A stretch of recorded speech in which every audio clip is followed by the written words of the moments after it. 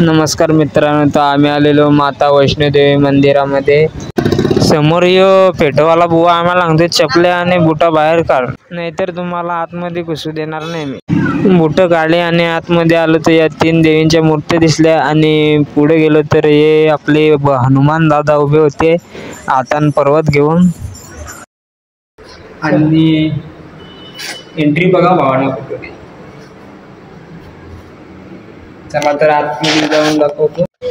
आणि बाय आतमध्ये गेलो ना, जे आमची जिरले ना बाय खतरनाक. इथं असं झालेलं का बाहेर जाऊ का काय परत.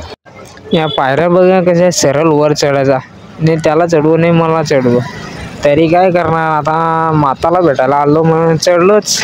आलो आलो आलो आलो आणि आपला वाघ बेरकासारखा चढतोय बघा कसा तरी जीव टाकत आलो वरती. वरतून बघा असा व्ह्यू दिसतोय, जे आता मगाशी गुफेतून आलो ते गुफेचा. आणि इथे समोर दुर्गा मातेची मूर्ती होती. आणि हा मेन गाभाऱ्याकडे जाण्यासाठी अजून एक गुफा बघा कशी लाइटिंग लावली. आणि जसं आतमध्ये जातो आपण तसा लाईटीची सुद्धा सोय आहे दिसावी म्हणून. आणि स्ट्रक्चर बघा गुफेचं कसं आहे, एकदम असं काही जुने काळातलं तर वाटतंय, पण जुने काळातलं आहे का नाही का माहिती नाही. बाबा तिथं पुजारी आहे, त्यांनीच आम्हाला सांगितलं का तिकडून एंट्री आहे असा.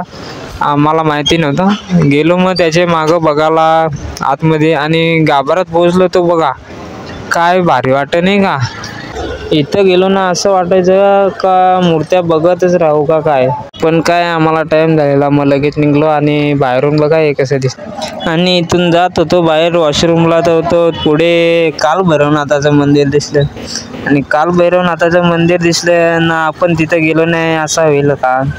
मग गेलो तिथं पण बघा किती मोठे आणि किती खूप छान मूर्ती दिसते नाही का. आता बस झाला किती मला बघता.